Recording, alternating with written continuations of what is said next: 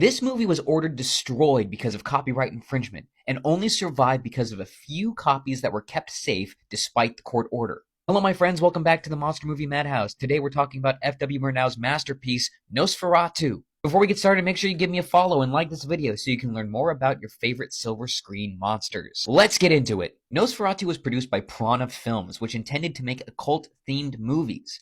But, as you'll learn, Nosferatu ended up being the only movie it would produce. Occultist Alvin Grau wanted to make a vampire movie after his experience in World War I. In fact, he became an integral part of the movie as he designed the costumes, makeup, and sets for the film. Heinrich Galeen was hired to write a screenplay based on the novel Dracula. But here's the problem. Prana did not obtain the film rights. Galeen would change names and locations to differentiate his script as much as he could from the novel. Actor Conrad Veidt, who starred in The Cabinet of Dr. Caligari, was offered the role of Orlok, but declined due to scheduling conflicts. The role would instead be given to unknown actor Max Schreck.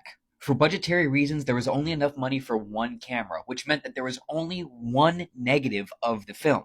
On set, Murnau would rewrite 12 pages of the script, including the ending where Ellen sacrifices herself to stop Orlok. Now, like I said, they did not secure the rights to make this film. And when it was released, Bram Stoker's widow Florence was furious and sued Prana for copyright infringement. She got the British Society of Authors to pursue a copyright infringement case against Prana. And while Prana would file for bankruptcy to circumvent the law, Florence Stoker was successful and got a German court order that all prints of the movie had to be destroyed.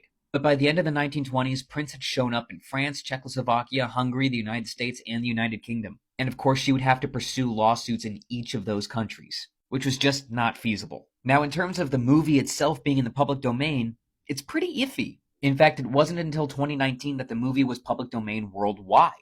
Of course, the legacy of the movie has been immense. It is still considered one of the scariest horror films ever made, and has spurned two major remakes, the Werner Herzog version and the Robert Eggers version. There is also a version David Lee Fisher made starring Doug Jones, which you can watch on Amazon Prime.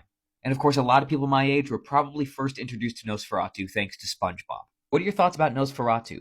And what are some of your other favorite silent horror movies?